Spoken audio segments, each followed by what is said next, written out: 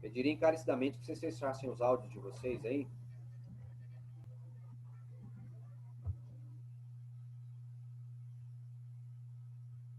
Muitíssimo grato, hein? Bora lá.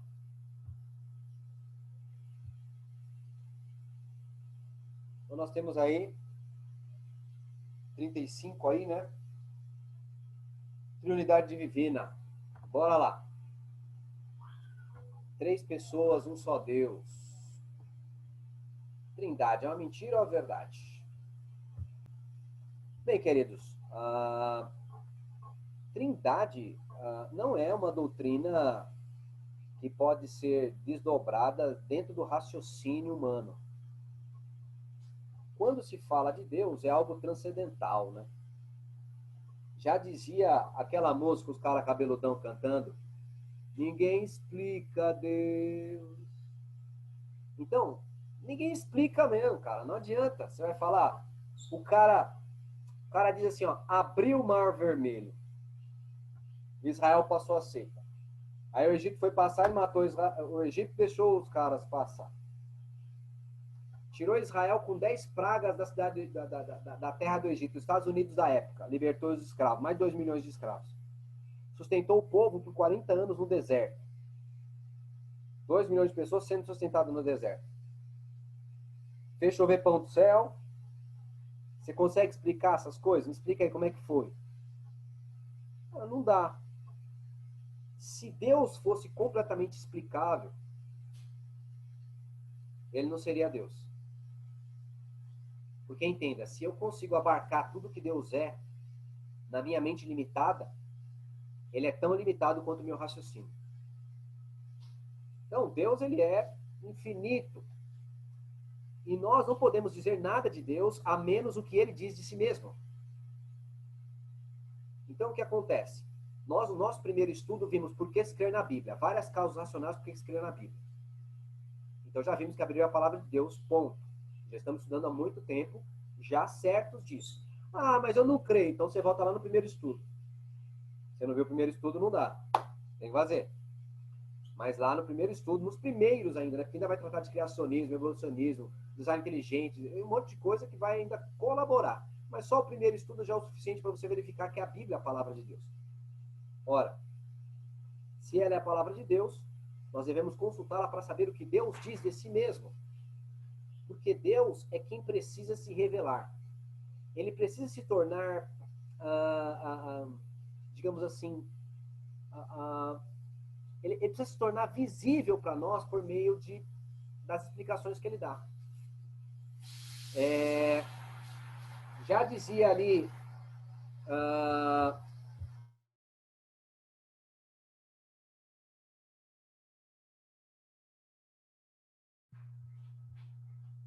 perdoe aí, né? Alguns problemas, né? Toda vez que vai estudar um assunto complexo, né? Sempre acontece muita coisa. Então, nós glorificamos porque Deus está conosco. Isso é um indício que o Satanás não está gostando muito.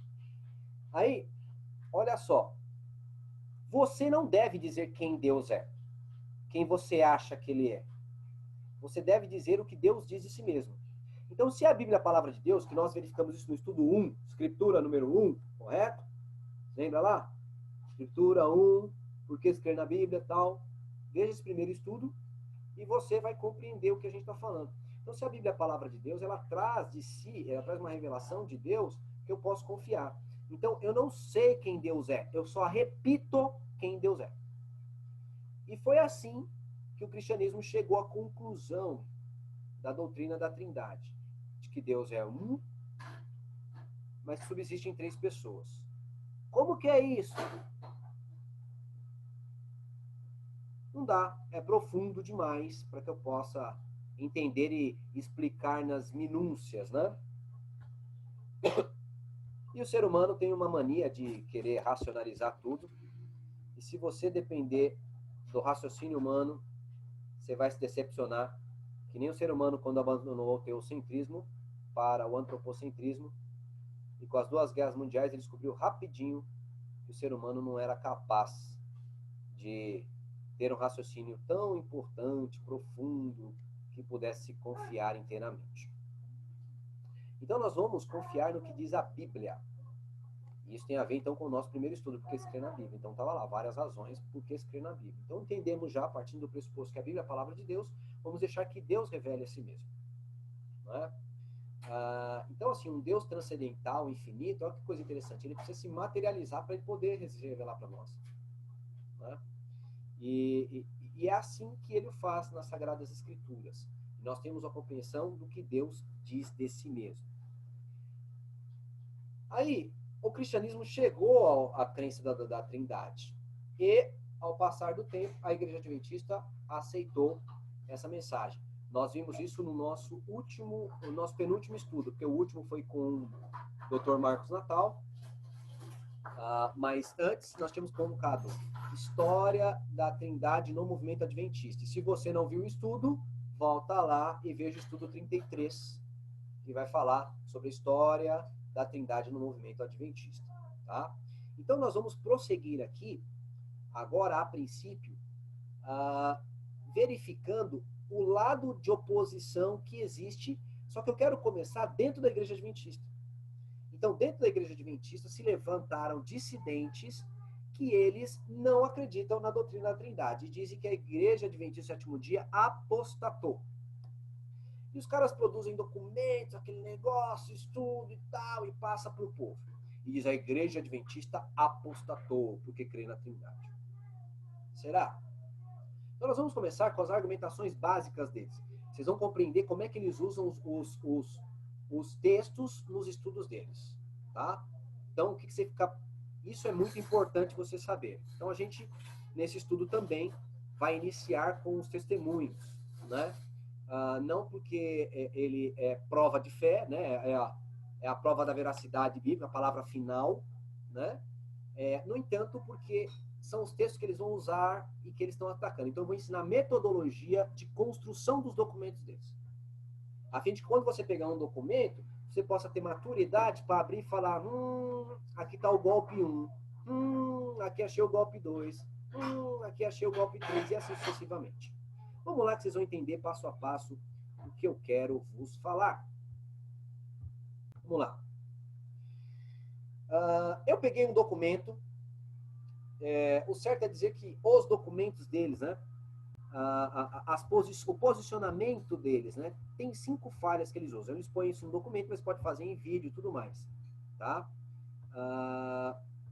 Então, 5 falas dos antitrinitarianos. Antitrinitarianos, nós estamos usando um vocábulo só para expressar que há pessoas que não creem na doutrina da Trindade. Então, 5 falhas básicas você percebe na argumentação deles e você tem que ficar esperto com isso, você como adventista do sétimo dia. Ok? Vamos lá começar aqui com as problemáticas. Omissões propositais em textos. Como assim omissão proposital em texto? É assim, ó. Diz a Bíblia, por exemplo. Jesus é Deus. Aí o cara vai e omite Jesus. Só fica, é Deus. Tá vendo? Não tá falando de Jesus. Fala, é Deus. Então o cara omite textos, omite parte, tira parte dos textos e só coloca a partezinha do texto para você. Esse é um dos procedimentos que eles fazem. Procedimento 2, aqui que a gente vai colocar. Não tem uma ordem, né? Mas estou colocando aqui, estou enumerando para vocês entenderem. Usam textos fora de contextos. Usar um texto fora de contexto é bastante complexo, não é? Usar um texto fora de contexto é muito, muito, muito complicado. Então, um texto quer dizer algo numa linha de raciocínio, aí o cara tira o texto dali e aplica o texto para aquilo que ele acredita. Isso acontece muito. Não posso dizer, Renan, principalmente no catolicismo, né? O Renan é católico, está aqui conosco aqui, né? E aí ele está dizendo do catolicismo, mas mesmo eu Ele está dizendo, eu posso, né? Bem, mas mesmo eu ainda vou dizer, não acontece só no catolicismo. Mesmo dentro do adventismo, porque eu estou falando aqui de dissidentes dentro da igreja adventista. Então entenda, o erro, a heresia, não é peculiar da igreja católica, beleza? A heresia pode surgir de qualquer lugar, qualquer momento. Eu posso ser um herege. Então, você não deve confiar em mim, na igreja católica, em ninguém. É estudo da Bíblia, correto? E vamos verificar se está com a razão. Agora, se algum camarada aí errôneo está se levantando, que ele leve a oposição e a gente está ensinando o caminho para vocês. Então, tirar o texto do seu contexto é muito complexo. Tirar o texto do seu contexto é muito complexo. E isso acontece não raramente. Acontece com muita frequência. O cara usa um texto e coloca lá um sentido todo diferente do que o texto queria dizer. Os filhos de Deus, por exemplo, a igreja Children of God, que foi proibida aí no Brasil, tudo mais, no mundo, mas eles se reúnem ainda, existem ainda escondidos, eles têm relações sexuais com crianças com base no texto dizendo que para a gente entrar no reino dos céus precisa ser como criança. Então tem que ser como criança totalmente, inclusive para ter relação sexual com as crianças. Então veja que coisa do Satanás. Os caras tiram o texto do contexto, o texto não diz nada daquilo, o cara ensina que o texto é lixo. Então, uma das estratégias deles são essas também com os textos em relação à Trindade. Outra coisa, não usa a Bíblia só, como norma, mas usa os testemunhos do Espírito de profecia para criar doutrina. Olha que coisa interessante. Esses dissidentes dentro do Adventismo, eles vão pegar os textos do Espírito de profecia, beleza? Os livros aí, ó, um bocado de livros nossos aí, livros bons, excelentes, livros até inspirados. E vão fazer o quê? Vão usar como norma. Queridos, o Espírito de profecia não é a norma é a Bíblia. O Espírito de profecia, ele é uma explicação daquilo que está na norma. Mas ele não é superior à norma. A norma é a Bíblia, tá? Mas é um dos erros que eles cometem. A gente vai ver cada um desses erros passo a passo aí, tá? 4, usam relatos não inspirados como normativos. Então eles pegam um texto de um pioneiro, pegam o texto do Bruno Mendes disse que é desse jeito. E agora todo mundo tem que acreditar, porque o Bruno Mendes disse. O Bruno não é a Bíblia, cara. Se exploda que o Bruno disse, que Tiago White disse, que Joseph Bates disse, que se exploda o que eles disseram. Eu quero saber o que a Bíblia diz. Se eles disserem estar em harmonia com a Bíblia, amém. Se eles não estiverem em harmonia com a Bíblia, chuta que é macumba. Não tem nada a ver isso aí. E o quinto é que eles usam, dão interpretação diferente do que o texto diz. Então, o texto não estava dizendo aquilo e o cara, de repente, muda todo o sentido daquilo, né? Ele coloca um sentido no texto que parece ser aquilo, mas não é. Bruno? Inclusive, falando sobre pioneiros, você demonstrou no estudo anterior, né, na semana retrasada, que um dos, principalmente no da justificação pela fé, um dos que recusou a mensagem de 88 foi o Uriah Smith, né? E aí tem um livro interessante que eu tô lendo, que é Fatos Curiosos sobre Ellen White, do James R. Nix, que é o diretor-geral do Centro White lá agora, o responsável. Ele era diretor associado na época que criou esse livro. E ele conta dessa história aí da mensagem de 88 e conta que o Uriah Smith foi até Ellen White e pediu desculpa chorando, e o tanto que ela exortou para ele, né, falando que se ele não voltasse atrás, ele ia entrar num caminho sem volta e se perder. Então, são coisas interessantes a se notar, né, em relação aos pioneiros, saber que eles não eram perfeitos e também não tinha a doutrina completa naquela época. Mas os caras trabalham desse jeito aí. Vamos lá verificar isso aí. Confirmar essas coisas aí, do comentário do Bruno e tudo mais. Vamos lá. Vamos pra cima aí. Vamos lá. Omissão, beleza? Que é omissão, tirar o negócio. Omissão maldosa de textos. Ó, o Espírito de Profecia já tinha anunciado, ó. Sei que muitos homens tomam os testemunhos que o Senhor tem dado. Escritos inspirados, coisa boa. Que ajuda a igreja adventista a compreender melhor a palavra de Deus. Mas não faz doutrina com ele. Mas vamos lá.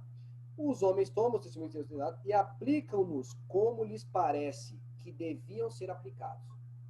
Ou seja, os caras usam o texto como eles querem.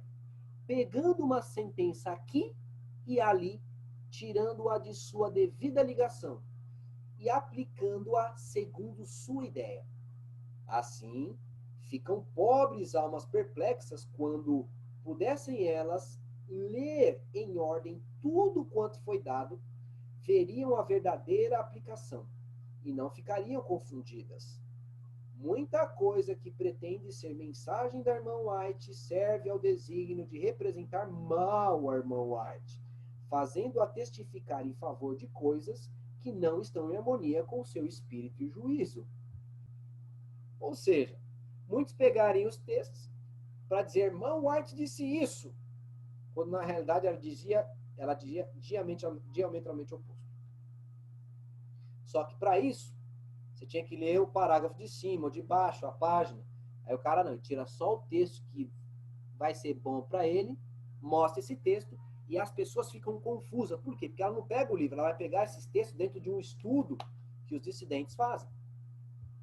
Vamos lá prosseguir para vocês entenderem como é que funciona isso aí. Isso aqui, ó, é um dos textos, ó, pergunta sobre a Trindade. É, na realidade, uma mocinha que entregou isso aí para um pastor amigo meu, tá? Então você vê, ó, isso aqui é um texto de um livro, aqui já é um texto de outro livro, aqui é um texto... Eles vão tirando excertos, tá? E olha só o texto, ó. Existem 1000 tentações disfarçadas. Virginia White, ó. Preparadas para os que têm a luz da verdade. E a única segurança para qualquer um de nós está em não recebermos nenhuma nova doutrina, nenhuma interpretação nova das Escrituras.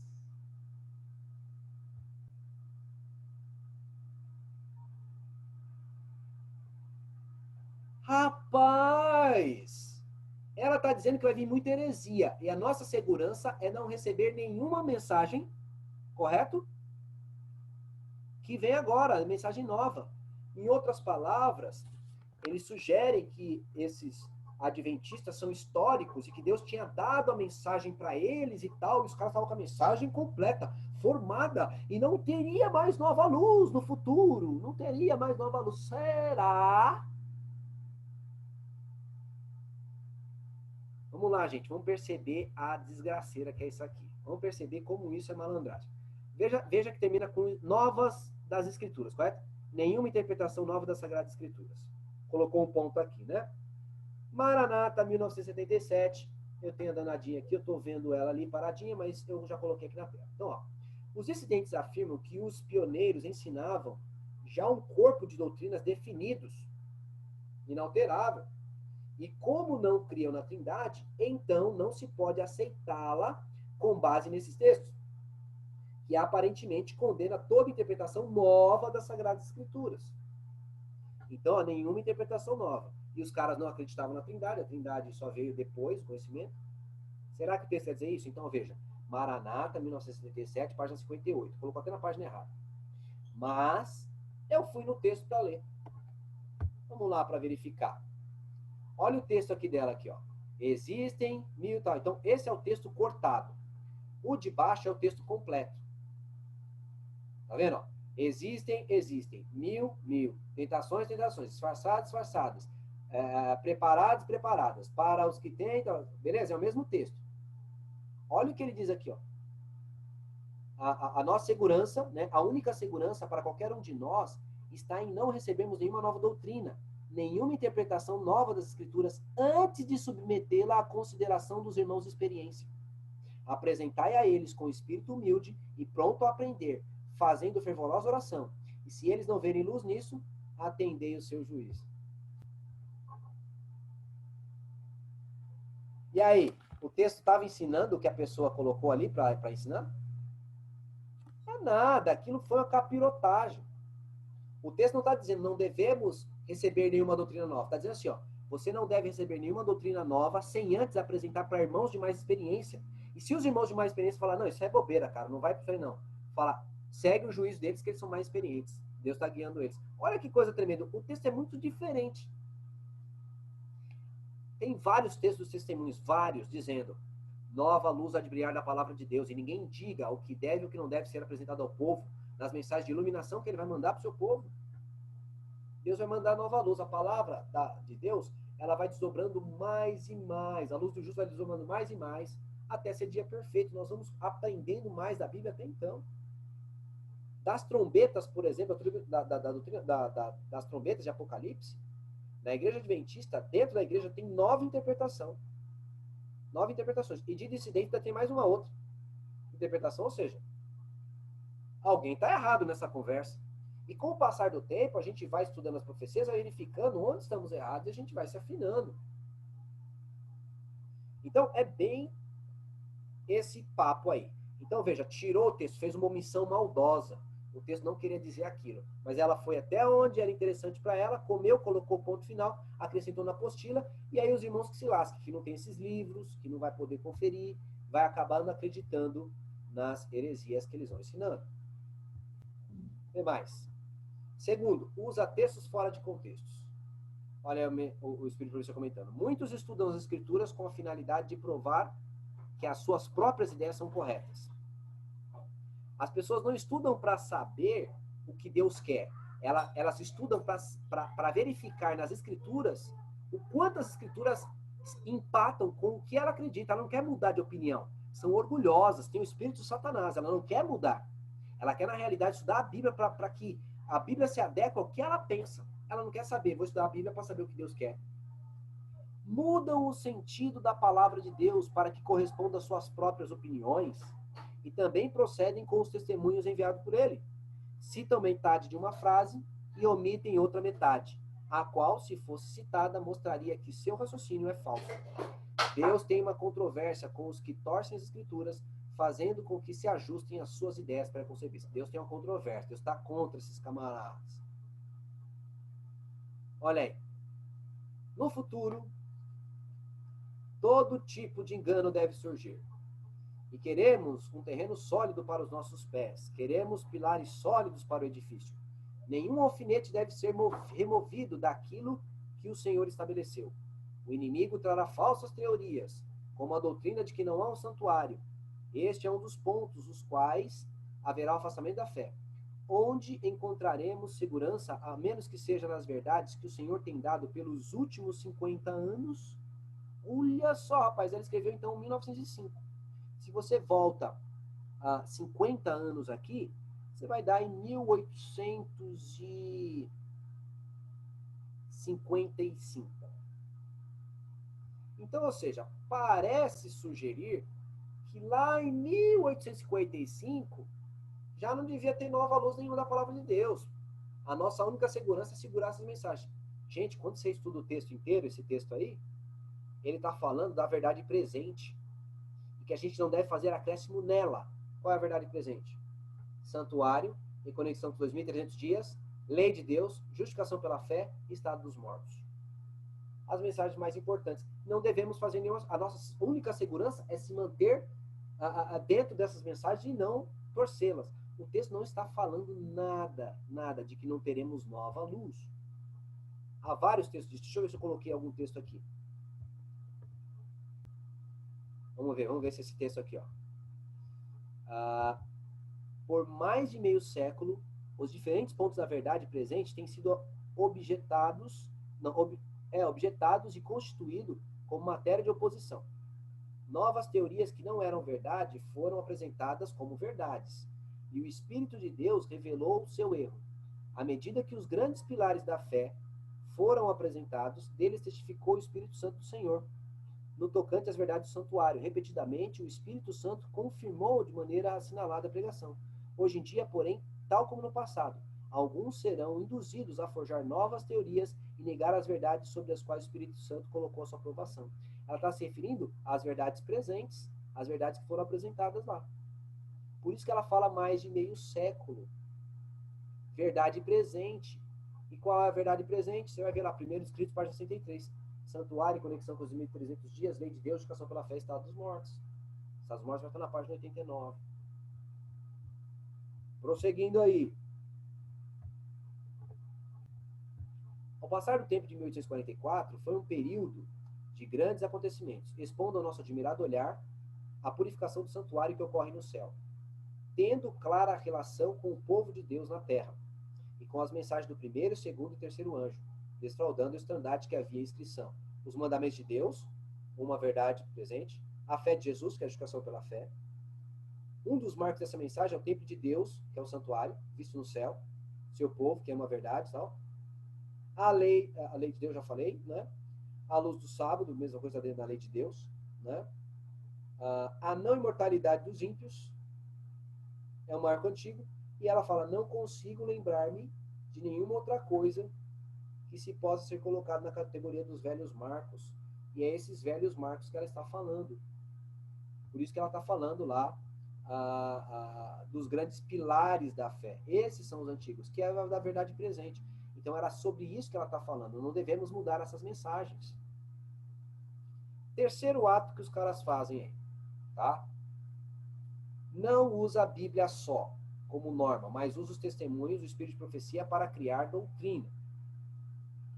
Então os caras pegam o texto do Espírito de Profecia e falam, é desse jeito porque está aqui nos testemunhos.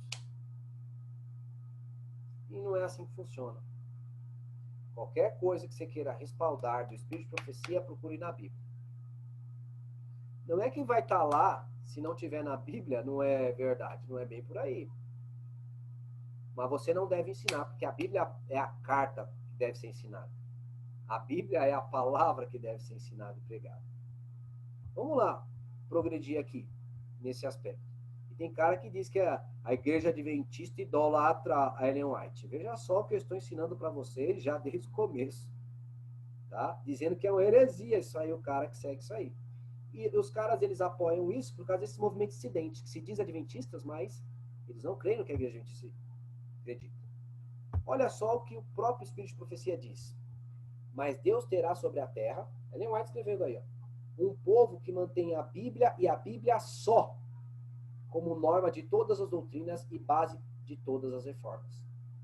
As opiniões de homens ilustrados, ó, os comentários do Bruno aí, do Éder, as deduções das ciências, aí ó, Richard Dawkins, os credos e decisões dos concílios eclesiásticos, seja católico, adventista, presbiteriano, tão numerosos discordantes como são as igrejas que representam a voz da maioria, ó, todo mundo diz isso.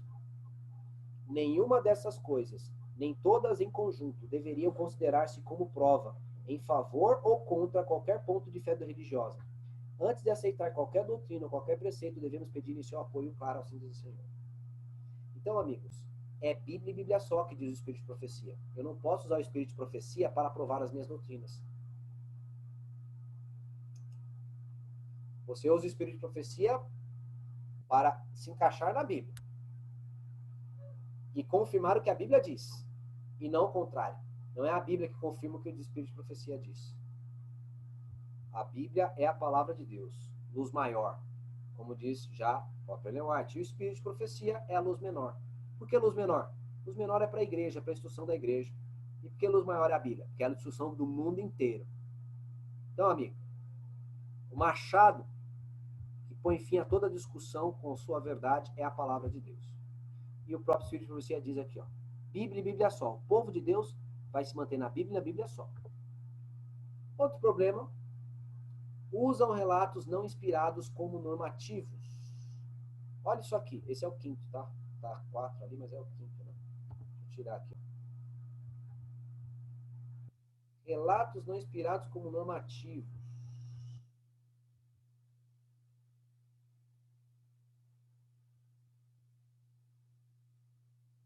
Olha isso aqui.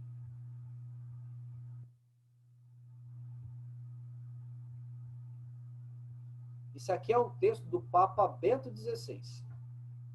Introdução ao Cristianismo, do cardeal Joseph Ratzinger.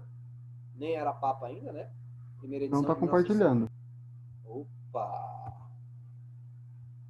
Como assim, cara? Não está compartilhando?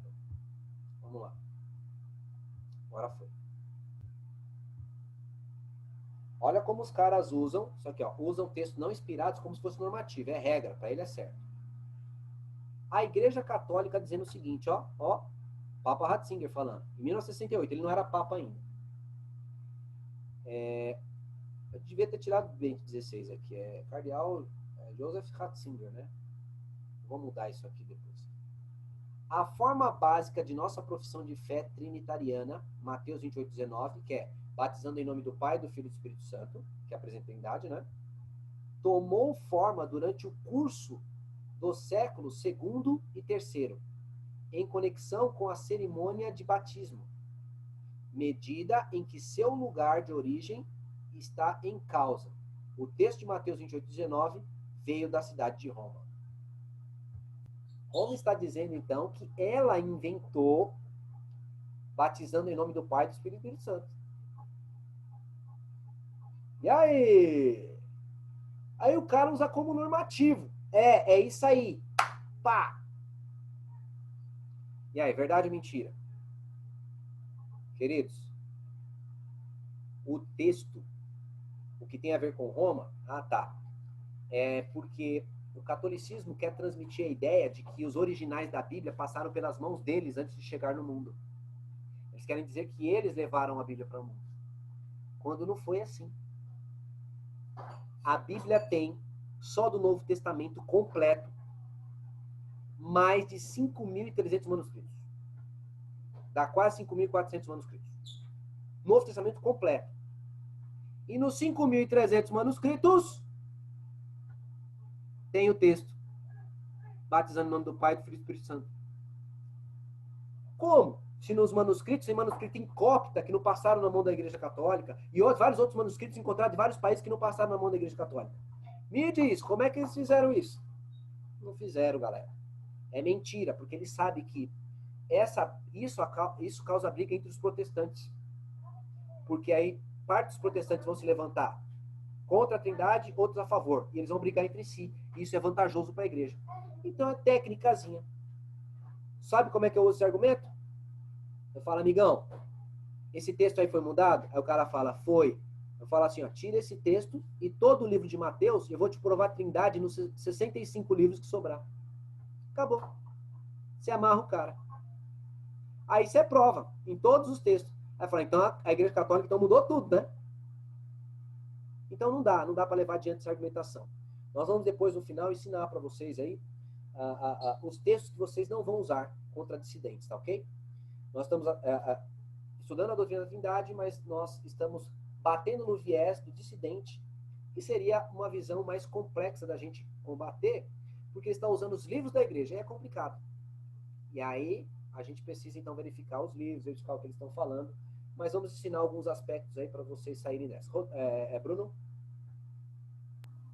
Não, eu ia falar que além dos mais de 5.000 manuscritos, só de citações dos pais da igreja antes de existir a igreja católica são 56.000. E de todo o Novo Testamento, apenas 2 versos não foram citados. E um deles não era Mateus 28:19. Então, queridos,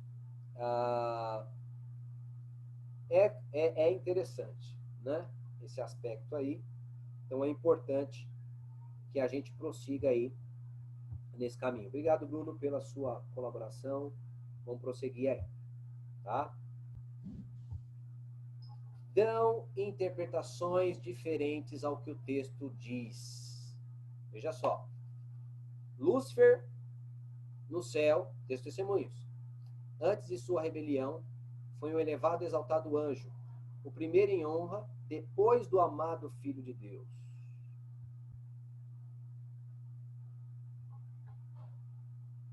O Lúcifer era o primeiro em honra, depois de quem? Depois de Jesus. Depois do Filho de Deus. Vamos lá pegar a Trindade. A primeira pessoa da Trindade é quem? Pai, Pai. Segunda. o Filho, E a terceira? Espírito Santo. Espera aí, mas o texto diz que Lúcifer era o primeiro em honra depois do Filho de Deus. Então, opa, desce Espírito Santo. A menos que o Espírito Santo seja um anjo. Era um cargo. E Lúcifer era o Espírito Santo.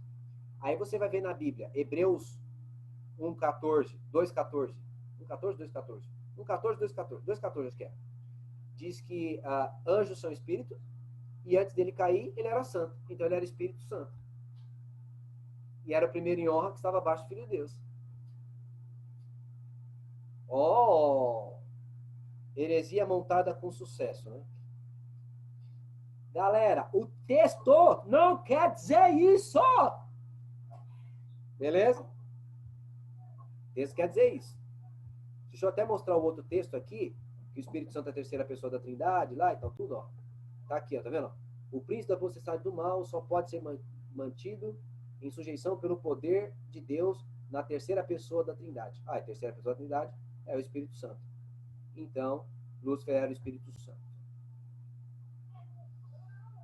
Ah, galera, vamos lá voltar no texto para explicar para vocês? Vamos lá, tá? Apesar que eu vou explicar isso aí de novo no final, mas vamos lá. Queridos, Lúcifer, ó, vamos lá no contexto. Lúcifer, no céu, antes de sua rebelião, foi um elevado, exaltado o quê? Desmuta e fala. Elevado, exaltado o quê? Anjo. Anjo.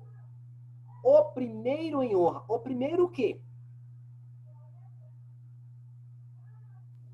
Anjo. Amigo, primeiro anjo, há uma silepse, aqui se chama silepse. Era para ter repetido o anjo aqui, ó. O primeiro anjo em honra depois do amado Filho de Deus. Não repete para não ficar prolixo. Então não repete porque é redundante, cara. Aí faz uma silepse, você omite porque já está no texto. Aí você vai falar assim para mim: o primeiro em honra abaixo do Filho de Deus, então Jesus era anjo? A Bíblia nos sugere que ele assumiu a posição de Miguel. Ah, então ele não é Deus? Não, nada a ver, amigo. Ele é Deus e assumiu a posição de Miguel. Assim como era Deus e assumiu a posição de homem, ele deixou de ser Deus? Não. Colossenses 2, verso 9 fala: nele habita corporalmente toda a plenitude da divindade. Então, Jesus, homem, era completamente Deus. Então, Cristo, ele assumiu papel na divindade, na angelicalidade e na humanidade.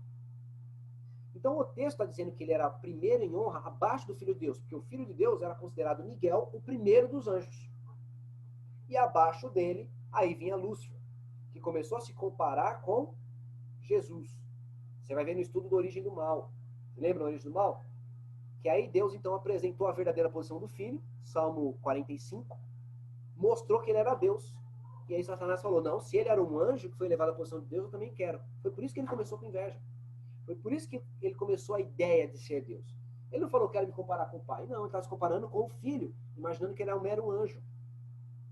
Porque ele conhecia o filho apenas como o arcanjo. Né? Vamos lá, prosseguindo aqui no texto. Enquanto esse texto está falando de anjo, o primeiro em anjo abaixo, filho de Deus, esse outro não está falando de anjo, está falando de divindade, tá ok? A terceira pessoa da trindade. O texto lá é Godhead, que é divindade. Mas é lógico que a terceira, uma divindade de 3 pessoas pode ser trindade, ok? Mas o texto está falando da divindade. Então não está falando da angelicalidade. A gente explica isso aí mais para frente, tá? Agora, nesses últimos dias, quando Deus está levando os seus filhos à unidade da fé, há mais real necessidade de ordem que jamais antes. Pois ao passo que Deus une seus filhos, Satanás e seus anjos maus estão muito ocupados procurando evitar essa união e buscando destruí-la. 1 Coríntios, página 97. Satanás quer acabar com a união do povo de Deus, concorda? Sim ou não? Tá. Sim. Agora é o seguinte, essa questão da trindade está dividindo o povo de Deus. Pergunta, será que a doutrina da trindade é a heresia que está dividindo o povo de Deus? Ou é a heresia antitrinitariana que está dividindo o povo de Deus? Uma boa pergunta. Porque pode ser que os antitrinitarianos estejam com a verdade e a doutrina da trindade seja heresia. Correto? E nós estamos sustentando a heresia e eles estão na verdade. Então está dividindo por causa da gente que está com a heresia. Mas 50% o contrário também pode, né? Pode ser que a trindade esteja certa e eles sejam os caras do capiroto. O que eu devo perguntar? Eu devo perguntar para o Satanás. Satanás, você é a favor da trindade ou não? Vamos fazer uma entrevista com o capiroto? Quero não. Deixa que eu faço então, já que você está com medo. Eu vou perguntar agora para o capiroto, está aqui o microfone. Satanás, você é a favor ou contra a doutrina da trindade? Vai vendo. Vamos pegar agora textos do Espiritismo falando o que Satanás pensa sobre a doutrina da Trindade. Vamos lá ver o que o Espiritismo pensa? Você vai achar que parece até Testemunho de Jeová o texto. Vamos lá. Enquanto o propósito de Deus é unir o povo, o propósito de Satanás é impedir a união e destruir o que nos uniu. Assim, nascem os movimentos dissidentes. Então, ó, e para atingir seus propósitos, o diabo usa várias heresias. Uma delas é o ensino que deprecia a divindade de Cristo e a personalidade do Espírito Santo. Tudo para desacreditar a doutrina da Trindade. Satanás é a favor ou contra a doutrina da Trindade? Bora lá para a gente ver. Olha o grande conflito, o livro Grande Conflito. Agora é de dentro que está dizendo, ó, nosso livro. A lei de Deus é posta à parte. Desprezado o Espírito da graça. O sangue do concerto em conta de coisa profana. Os espíritos, referindo-se aos anjos, os anjos maus, os espíritos negam a divindade de Cristo, colocando o próprio Criador no mesmo nível em que estão. Assim, sob o novo disfarce, o grande rebelde ainda prossegue com sua luta contra Deus, luta iniciada no céu durante quase 6.000 anos, continuada na terra. Grande Conflito, página 552 e 553. Eles negam a divindade de Cristo. Bem, o nosso livro está dizendo que quando eu nego a divindade de Cristo, Cristo é Deus, eu estou fazendo o papel do capiroto. Isso aqui é o nosso livro dizendo. Ou seja, Satanás está a favor ou contra da doutrina da Trindade? A favor ou contra? Contra? Está contra. Mas o Éder, isso aí é texto da igreja de vocês. Por isso que, né? Bem, enfim. Mas os antitrinitarianos, eles creem no livro Grande Conflito, na inspiração de Ellen White, né? Mas vamos lá. Vamos prosseguir. É verdade. É um texto que pode se desconfiar dele. Vamos ver, então, no Espiritismo aqui, ó. Carta de Juvanir Borges de Souza, presidente da Federação Espírita Brasileira, no dia 6 de 2 de 93. Olha o que ele diz. Longe de externar a ideia sacrílega de que era Deus, em todas as circunstâncias, Jesus fala do ser infinito como a criatura deve falar do Criador. Aí esse é o de Leon Denis, né? Cristianismo e Espiritismo. Aí o da carta está aqui, ó. Jesus Cristo não é Deus, é criatura do Pai, como todos nós. O Satanás está a favor ou contra? Contra. É o Espiritismo usando, está dizendo isso. Vamos lá. Vamos continuar mais. Todos acreditavam no Filho criado pelo Pai. Leon Denis, Cristianismo e Espiritismo, página 73. João Batista Rustem, né, Os Quatro Evangelhos, volume 3, página 296. Ele, Jesus, é uma das criaturas, de suas criaturas, filho do Altíssimo, filho de Deus e irmão dos homens, como qualquer espírito criado. Para o Espiritismo, Cristo não é Deus, é criatura. Parece que Satanás está contra a doutrina da Trindade e não a favor. Será que ele fala alguma coisa do Espírito Santo? Sei, vamos ver. Continuar. Olha lá. Não admitimos o mistério da Santíssima Trindade, por achá-la absurdo e inexplicável. Ó racionalismo. Este ensino monstruoso, como se a doutrina espírita fosse racional, né? Este ensino monstruoso da Santíssima Trindade, negação da razão humana, porque o homem é Deus para o Espiritismo, né? Ele é um Deus em desenvolvimento, não passa de uma construção, de um andaime arbitrário e fictício de deduções fantásticas. Revista Espírita, Allan Kardec, edição 36. O dogma da Trindade não encontra o menor respaldo no seio da doutrina espírita. Olha aí, ó. Campanha de divulgação da doutrina espírita, página 4.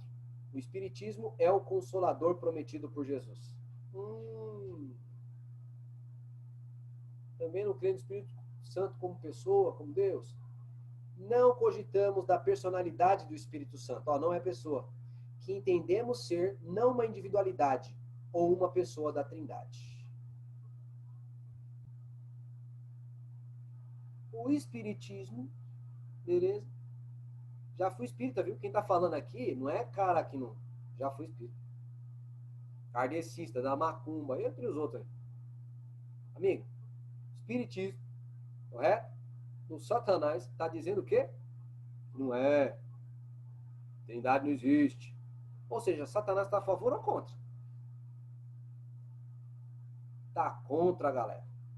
Está contra. Até a alma. E quem se põe a ensinar isso, se põe a proclamar a doutrina espírita sem saber. Ai, tô dizendo, tô pregando a palavra de Deus, o cara que pega o antitrinitarianismo. Vamos lá. E Deus, pela Bíblia, é a favor da doutrina da Trindade? Vamos verificar. Galera, printa isso para vocês. Printa. Printa. Eu vou printar e vou jogar no grupo também. Deixa eu printar aqui, ó. Printar e jogar no grupo lá do WhatsApp. Já vou jogar esse aqui, ó. Vou printar. Com um negócio bem na frente aqui. Ah, acho que é o que você tá printando. É por isso, meu irmão. Pera aí que já já eu volto já para vocês verem aí. Pronto, filho. Printa isso aí. Essa tabelinha fiz com muito amor e carinho para vocês. Bíblia e Bíblia só, como Deus diz. Olha que coisa interessante, ó. A Bíblia apresenta que Deus é Pai, Filho e Espírito Santo. Como eu disse para vocês, eu não explico Deus. Eu só falo o que Deus diz de si. Então eu vejo na Bíblia o que Deus diz de si. Eu pergunto, quem você é, Deus? E Deus revela. Vamos lá. Quem é Deus? Olha o que você encontra. 1 Coríntios 8, verso 6. Gente, vamos trabalhar essas passagens aí. 1 Coríntios 8, verso 6. Bruno, abre esse texto aí. Cristina, abre Romanos 9, 5. E Paulinho, tá com a Bíblia? Abre em Atos 5, verso 3 e 4.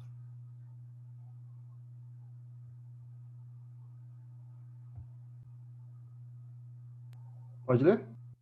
Vamos lá. Leia aí pra gente. 1 Coríntios 8, verso 6. Todavia, para nós há um só Deus, o Pai, de quem são todas as coisas e para quem existimos, e um só Senhor, Jesus Cristo, pelo qual são todas as coisas, e nós também, por ele. Quanto Deus existe aí? Um só, né? E quem é? Só. Quem é? Deus Pai. É o Pai. Romanos 9, 5. Romanos 9, 5, Cristina. Deles são os patriarcas e também deles descende o Cristo, segundo a carne, o qual é sobre todos, Deus bendito para todos sempre. Amém. O texto está falando Jesus é Deus. Deus sobre todos, bendito para todos sempre. Amém. E o Espírito Santo fala alguma coisa? Paulinho? Está aí com o texto aí, bíblico, Paulinho?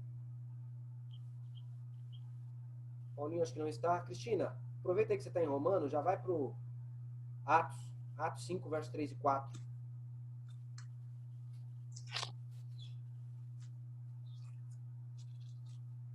Atos 5, 3 e 4. Sim. Então disse Pedro, Ananias, por que encheu Satanás teu coração para que mentiste ao Espírito Santo? Peraí. Mentiu para quem? Peraí. Mentiu para quem? O Espírito Santo. Tá, continua. Reservando parte do valor do campo, conservando-o porventura não seria teu, e vendido não estaria em teu poder? Como, pois, assentaste no coração este desígnio, não mentiste aos homens, mas a Deus. Opa, mas ele tinha mentido do Espírito Santo? O Espírito Santo é Deus. O texto está dizendo que o Espírito Santo é Deus. Então, queridos, quando você vai nas escalas das Escrituras e pergunta, Senhor, quem o Senhor é? Quem é Deus? Aí ele fala, Pai é Deus, Filho é Deus, Espírito Santo é Deus. Não sei como é que é, não dá 3 deuses, ele fala que é um Deus só. Queridos, então você vai ver quem é o Senhor. Esse texto vai dizer que o Senhor é o Pai, né, no Antigo Testamento lá. Esse Senhor é o Filho, esse Senhor é o Espírito Santo. O Espírito Santo é o Senhor. Quem é onisciente? Você vai ver isso aqui. Quem é onipresente? Pai, Filho e Espírito Santo. Quem é criador? Pai, Filho e Espírito Santo. Quem é verdade? Pai, Filho e Espírito Santo. Quem é imutável? Pai, Filho e Espírito Santo. Quem é eterno? Pai, Filho e Espírito Santo. O Pai não é o Filho. Aí você vê aqui, ó. o filho ora ao pai. O pai não é o espírito intercede perante o pai. O filho não é o pai. Então você vê que o filho não é o pai porque ele ora para o pai, diz ser filho, né, e tal. O filho não é o espírito. Por que o filho não é espírito? Você vai ver lá que o Espírito Santo conduziu Jesus até o deserto. Jesus nasceu do Espírito Santo. Ele foi, né, então ele não pode ser ele, né? O Espírito Santo não pode ser Jesus. Tem várias outras coisas aqui, tá? O Espírito não é nem o Pai, nem o Filho. Então tem texto aqui. E ao mesmo tempo é um Deus só. Esse texto aqui. Por isso é que é super importante essa tabela. Essa tabela é um resumo da doutrina da Trindade. Na Bíblia. Não é ninguém falando coisa na sua cabeça. Você marca os textos e você verifica. Cristina, pode falar. Éder, essa designação Pai, Filho, Espírito Santo está associado mais ao plano da salvação, né? Como se o Pai fosse hierarquicamente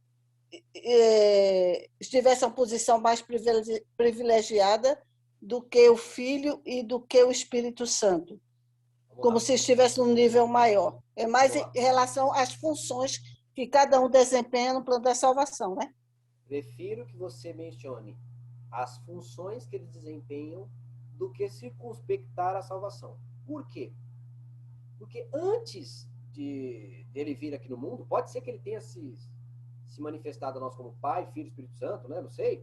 Quer dizer, assumido essa hierarquia, Pai, Filho e Espírito Santo, por causa da salvação. Só que antes do ser humano cair em pecado, antes de Satanás cair em pecado, Deus já assumiu a posição de Pai e Filho. Dá uma olhada em Hebreus 2. Então, eu sei, mas com relação ao plano da salvação, né? Então, porque, veja bem, Cris, o texto... porque a Bíblia fala que ele é o cordeiro que foi morto. Cris, é o seguinte. Diga. Na criação, Éder. O texto mostra já que era pai e filho antes da necessidade da salvação. Pode ser... Por causa da onisciência, né? Pode ser que ele, pela onisciência, já tenha assumido essa hierarquia por conta disso. Pode ser. Mas a gente não tem essa evidência. O que a gente sabe é que Deus assumiu dupla função aí. Funções diferentes. Pai, Filho e Espírito Santo. O Espírito Santo vai aparecer depois aí, né? Mas, dá uma olhada em Hebreus capítulo 1. Hebreus 1.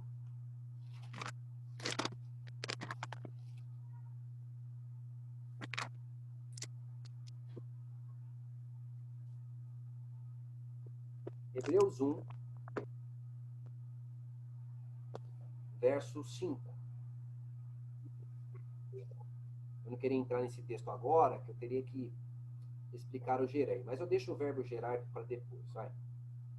Pois a qual dos anjos disse jamais, tu és meu filho, eu hoje te gerei. Ou seja, ele nunca disse para nenhum anjo, tu és meu filho, eu hoje te gerei. Ele diz assim, e outra vez, eu lhe serei por pai e tu me serás por filho. Nesse momento, ele assume já o papel de pai e filho. E é nesse papel de filho que Cristo é reconhecido como arcanjo, como um ser já abaixo do pai hierarquicamente. Os anjos que foram criados já conheceram o pai e o filho. E Satanás olhava para Jesus não como Deus, mas como um anjo superior. Se você vê isso, dá uma olhada no Origem do Mal, que a gente fez o estudo, que a gente vai mencionar sobre isso. Então, Satanás começou a se comparar com aquele que para ele era um mero anjo. O arcanjo Miguel. Ele começou a se comparar. Aí o que acontece? O pai apresenta a verdadeira posição do filho, que está no verso 8. Ele diz assim, mas o filho diz, Deus, o teu trono subsiste. Então, o pai falando do filho, o pai chamando o filho de Deus. Aí ele diz, o teu Deus te ungiu com óleo de alegria mais que os teus companheiros. O que ele está querendo falar? A unção, ela era uma prática israelita para demonstrar a superioridade de uma pessoa em um cargo importante. Então, eles ungiam o rei, eles ungiam o sacerdote e o profeta, para demonstrar que eles são pessoas ali, ó, fora da curva. Então, o pai faz uma unção perante o filho e apresenta a verdadeira posição do filho, que é Deus. Quando o pai apresenta isso, o que o Lúcifer fala? Se ele é um anjo que foi elevado à posição de Deus, porque na cabeça dele era anjo, eu também posso. Por que ele foi elevado e eu que sou tão bom quanto ele não sou? Ele não creu que Cristo era Deus. Ele não creu. Ele achava, então, que Cristo era um mero anjo que foi elevado à posição de Deus. Aí que começa a bagunça. Ou seja, pai e filho, essa função hierárquica, ela existia antes da queda, antes da origem do mal. Pode ser que Deus fez essa posição hierárquica por conta do plano da redenção? Pode ser. Mas aí é uma coisa que vai depender da nossa interpretação e não exatamente do texto em si. Não sei se você me entendeu. Fala, Bruno. Eu entendo, então, que essa hierarquização, né, apenas para o plano da redenção, ela ocorreu antes da criação dos próprios anjos, né? Exatamente. Antes da criação dos próprios anjos, não só antes da criação da humanidade. Exatamente. Não, antes da criação dos anjos, porque os anjos, antes da origem do mal. Por isso eu estou falando, a necessidade de salvação só vem depois da origem do mal. Então, começa lá no céu, antes já era isso. Sugiro que vocês leiam o primeiro capítulo do Patriarcas e Profetas.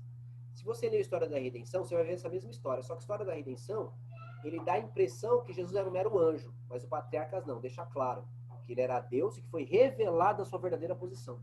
Ele não estava na sua visivelmente, né, para os anjos, ele não estava como estava na posição divina. Ele estava assumindo uma posição humilde, de servo. E aí, então, é que o pai apresenta a verdadeira posição dele. Tem 2 textos que diz isso no primeiro capítulo, que vai falar da queda de Lúcifer ali.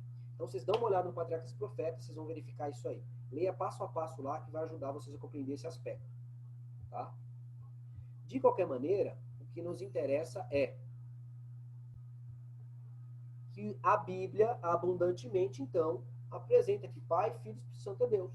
As características, atributos e tudo mais. E que é um só Deus e que são 3 personalidades, são pessoas diferentes. Né? Você vê o Filho olhando para o Pai envia o Filho, o Espírito Santo intercede perante o Pai, entre várias outras coisas. Então, ó, isso aqui é muito interessante. Apocalipse 5, verso 13 é um texto usado contra a doutrina da Trindade. Leia pra gente aí, deixa eu ver. Wesley Serbin, Apocalipse 5, verso 13. Tá aí, Wesley? Wesley tá aí? Wesley não está, né? Vamos pegar um outro aí. Hernani, tá com a Bíblia aí, meu filho? Ou Pedro, tá com a Bíblia aí? Opa, tô aqui.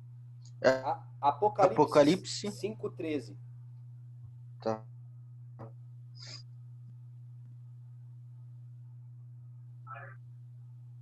Pode ler. E ouvia toda criatura que está no céu e na terra, e debaixo da terra, e que estão no mar, e todas as coisas que neles há, dizendo: ao que está sentado sobre o trono e ao Cordeiro sejam dadas ações de graças e honra, e glória, e poder para todos sempre. E os 4 animais diziam: Amém. E os 24 anciões prostraram-se Tá bom, meu filho. e adoraram ao que vive para todos sempre. É só aquele texto lá. Aí onde é que está o trono do Espírito? É o que eles falam, né? O cara fala, cadê o Espírito Santo? Porque entenda, toda criatura no céu, na terra, no mar, embaixo da terra, embaixo da água, então estava dentro do armário, todo mundo estava clamando ao que está sentado sobre o trono e ao Cordeiro. Então, peraí. Tinha o Cordeiro, o trono e todas as outras criaturas. Aí ele pergunta, cadê o Espírito Santo? De fato, é um negócio sério. Porque parece que o Espírito Santo não está aí. Olha lá, ó.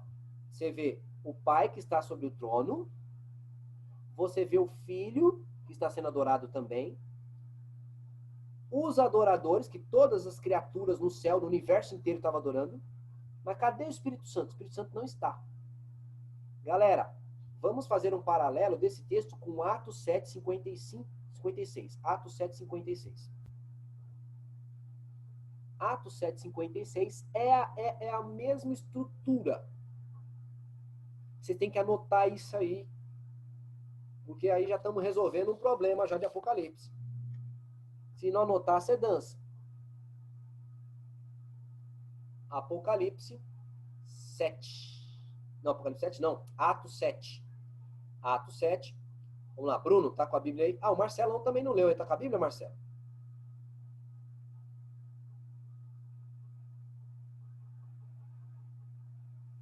Sim, tá aqui. Então, Atos 7, verso 56. Leia pra gente. Esse é tremendo. Atos 7, 56. Sim. E disse, 55 e 50. Não, 56. e disse, eis que vejo os céus abertos e o Filho do Homem em pé à destra de Deus. Olha que coisa interessante, ó.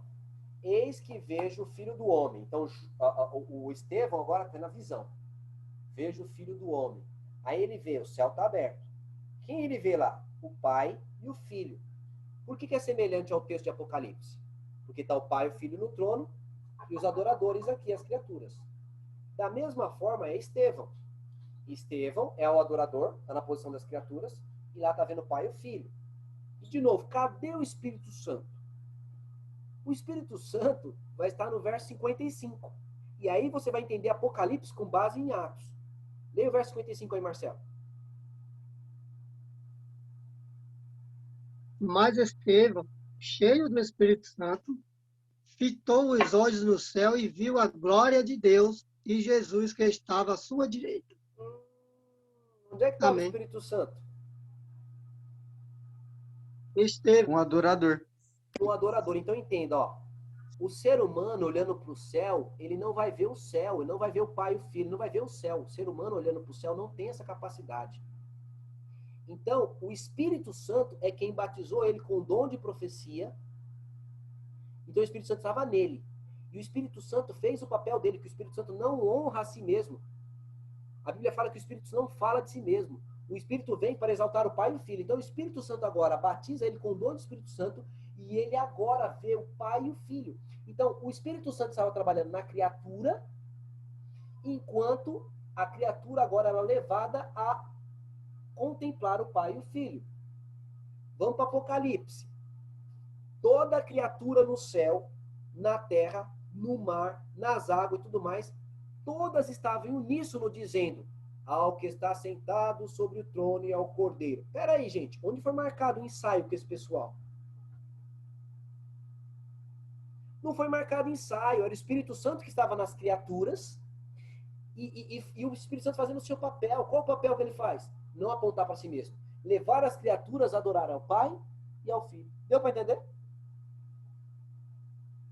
Então o Espírito Santo está lá? Tá embutido. Onde? Nas criaturas. Porque, amigo, no céu, na terra e no mar, onde é que aconteceu com o ensaio desse coral? Até debaixo das águas, os peixinhos estavam dizendo: ó, que está sentado sobre o trono e ao Cordeiro. E aí, meu irmão? Como é que você me diz isso? Então entenda, os camaradas começam a pegar outros textos isolados, não fazem essas comparações, mostram pra gente, a gente fica apavorado. Só que você tem que estudar mais a Bíblia. Passa mais tempo na Netflix vendo documentário, vendo filminho, cuidando da vida alheia, Facebook. Amigo, é Bolsonaro e Lula, o couro tá comendo, aí o couro tá comendo. Ao invés de você se debruçar sobre as Sagradas Escrituras, cara, não vai ser escola, política, nada que você... Cara, o que você vai defender no final? Palavra, filho. As doutrinas. Bíblia e Bíblia só. Estou dizendo que essas coisas são erradas? Não. Estudem, façam faculdade. Fiz 2 e quero fazer uma terceira. Porque eu falo muito coisa de história, mas eu não sou historiador. Mais um ano eu consigo me graduar em história. Então, estou pensando já em voltar a estudar, fazer história. Quem é o Éder? Não, graduado em letras, português, inglês, teologia e historiador, né? O Éder é historiador. Então, quando o Éder falar, o Éder tem um peso de autoridade. Quero continuar estudando. Então, estudem. Você tem que saber de política? Tem que saber de política, lógico. Você é louco? Os caras tudo roubando nós, querendo matar nós. Fica de olho para saber onde vai entrar a faca. Você não vai conseguir evitar a faca. Não adianta, você vai, eu vou lá na internet, Facebook, vou na rua levantar a bandeira. Amigo, não vai, a faca vai entrar e acabou.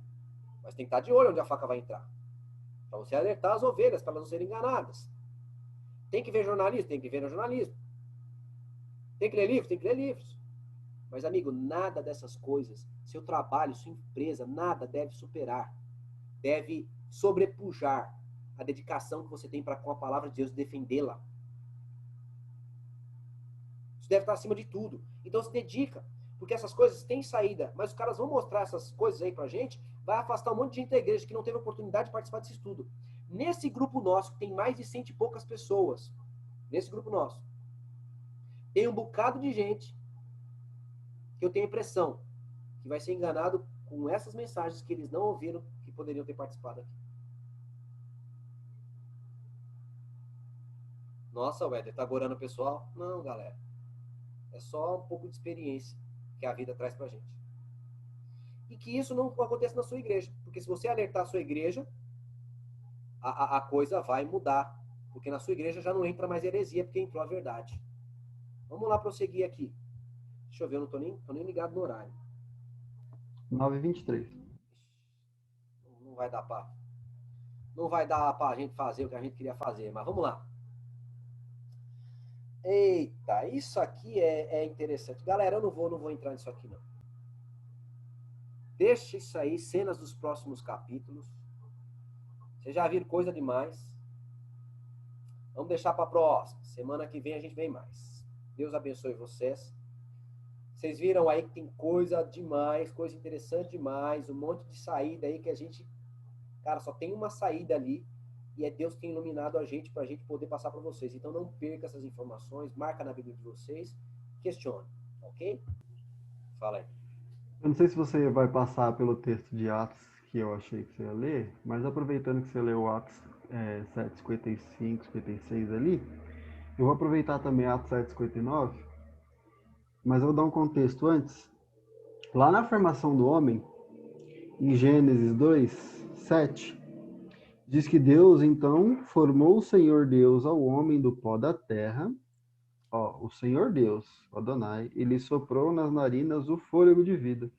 E o homem passou a ser alma vivente.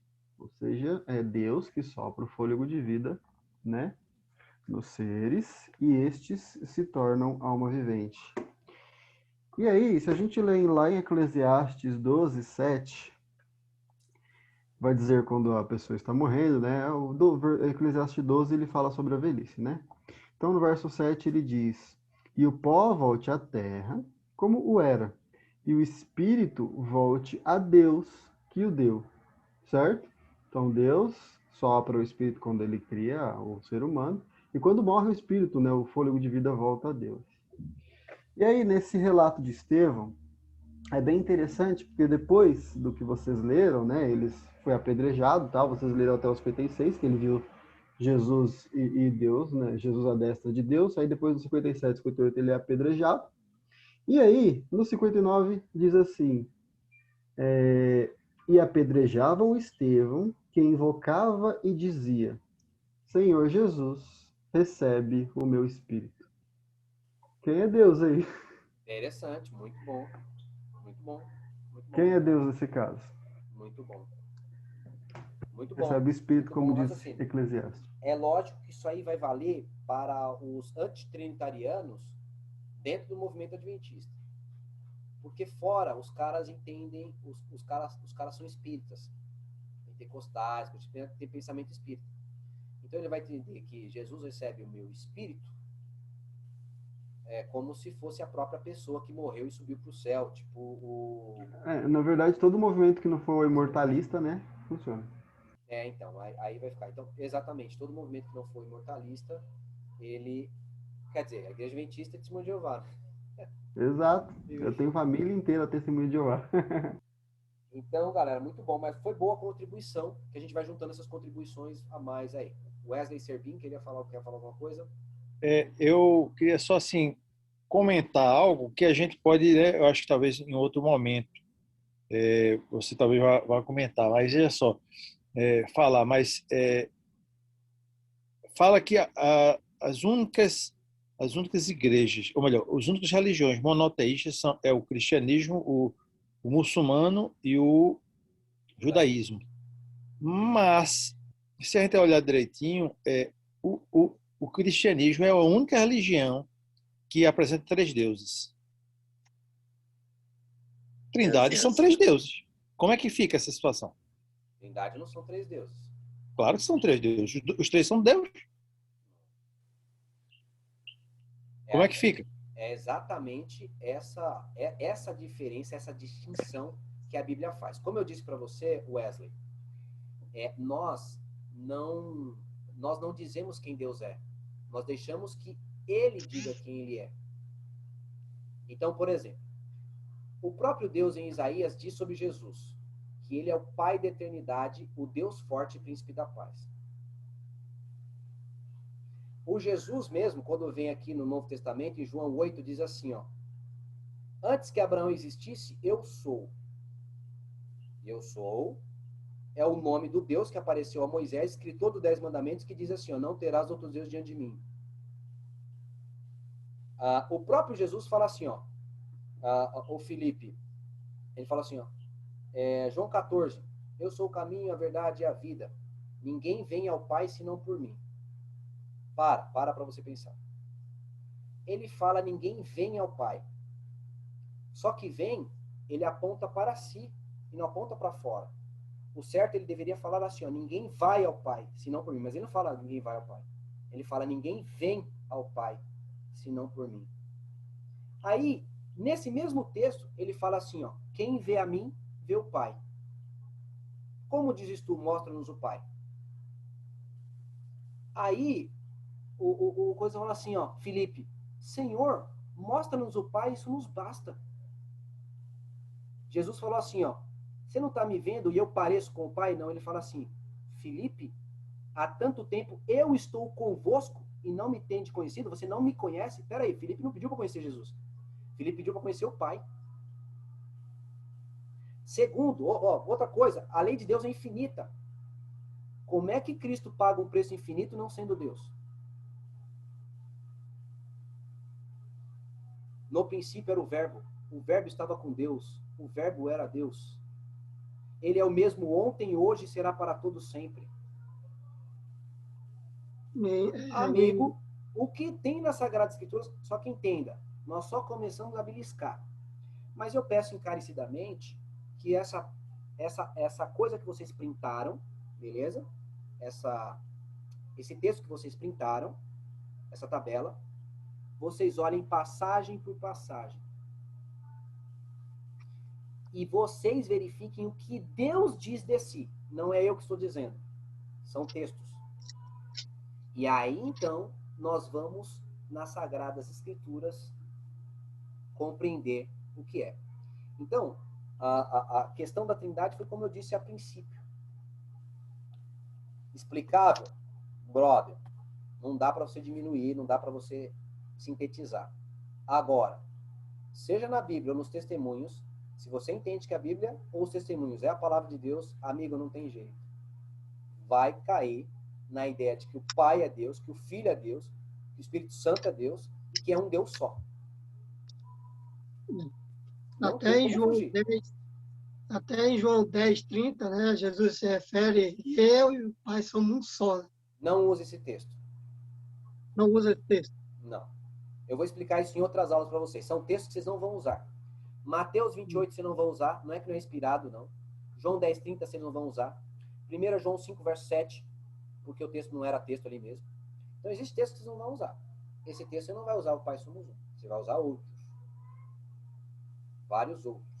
Há muitos e muitos textos. Beleza? Por que não? Por que não? Cenas dos próximos capítulos. Aqui eu não vou perder o curso. Quer saber? Vem na próxima. Vem na próxima. A gente vai trabalhar todas essas coisas, essas questões. E aí eu vou fazer o seguinte, eu vou fazer até diferente. Eu estou apresentando um bocado de coisa. Vamos pegar um texto, destrinchar um textinho só. Pá, resolver. Arrumar um problemão ali. Aí a gente vai para o próximo texto. Aí a gente vai para o próximo. Pro próximo. Verifica, Wesley até mesmo, que toda vez que o anjo do Senhor vem, a gente sabe que é Cristo. Tanto porque, se ele é o anjo do Senhor, ele é um anjo que pertence a alguém diferente. Correto? Então, o Senhor é um e ele é o anjo do Senhor. O anjo do Senhor é adorado por Josué. Mas a Bíblia diz, ao Senhor teu Deus adorarás e só a ele servirás. E quando Jesus perdoa pecado? Amigo, o papado não pode perdoar pecado porque é homem, não é o ofendido. Pecado é aquilo que a gente comete contra Deus. Só Deus pode me perdoar porque ele foi o ofendido. Como é que Jesus pode perdoar pecado?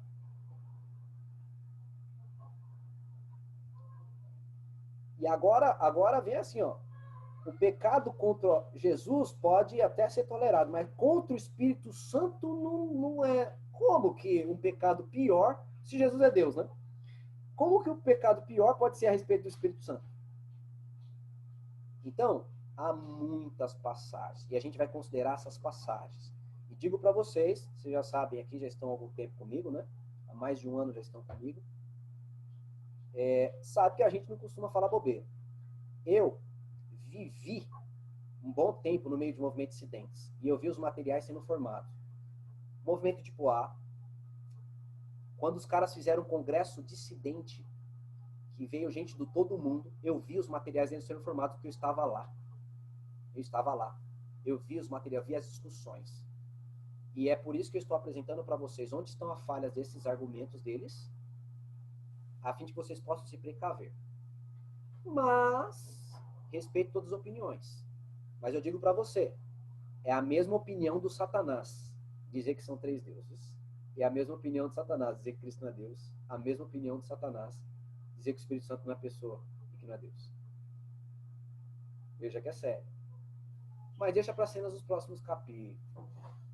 Tem muita coisa para a gente ver. E sugiro, tem alguns de vocês aqui, correto? A gente pode fazer até de um modo diferente. Você que tem um pensamento contrário, traz as passagens da palavra de Deus que você tem e que mostra que não é trindade. E aí a gente verifica. Acho que assim é melhor, porque vocês terão a oportunidade de falar, correto? Terão a oportunidade de apresentar os pontos contrários e a oportunidade de ouvir. A melhor explicação sempre é a verdade, não tem jeito. O que é verdade vai permanecer, vai prevalecer. Ô, Éder. Oi, querida. É porque eles são um, porque eles têm os mesmos atributos, eterno, onisciência, onipresença, onipotência, são os mesmos atributos. Então, ele é um em natureza, na essência, mas cada um são 3 pessoas distintas e cada um desempenha um papel diferente no plano da redenção, não é isso? Olha, eu creio nisso que você falou. Só que sabe o que é interessante? É assim, é o nosso olhar sobre o que a Bíblia disse. Mas isso não é explicável. Isso que estamos fazendo não é explicação. É verdade, não dá explicação. Porque não é tem. não dá. Porque na nossa mente finita não dá para entender. Vou falar outra coisa. Eu gosto de pensar assim, sabe, Éder? Eu gosto de pensar assim, por exemplo, água. Ela existe na natureza em 3 estados físicos: sólido, líquido e gasoso, não é? Sólido tem a forma definida, não é? Um formato definido, sólido, embora tenha a mesma composição, H2O, a mesma fórmula, né? A água também a mesma forma, mas é líquida, e o vapor d'água, não é?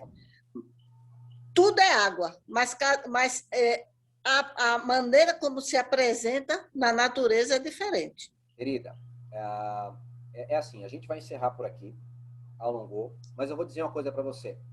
Também não procure diluir a divindade por esses exemplos puramente humanos. Está escrito no livro. Não, é a forma que a gente pode tentar entender captar alguma coisa, né? Porque é infinito. Eu entendo o que você está falando, mas os próprios testemunhos falam, não vai por esse caminho.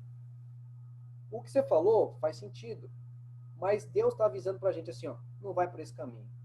Apenas diz o que Deus diz dele. Ninguém vai conseguir amarrar você. Apenas diga o que Deus diz de si mesmo. O que Deus diz? Que ele é pai. O que ele diz? Que ele é filho. O que ele diz? Que ele é Espírito Santo. 3 deuses? Ele fala, não é 3 deuses. Ele diz que ele é um só. Estranho? É estranho. Mas eu só repito o que Deus diz. Acabou. Não vou além disso. Melhor caminho. Tem o texto do Eventos Sinais falando sobre isso. Uns dizem lá que ele é a nuvem públia, que ele é a água que cai, que ele goteja. Ela fala, esses exemplos humanos aí, cara, não servem para traduzir a divindade. Então é bom que a gente se mantenha apenas no que diz o texto e acabou.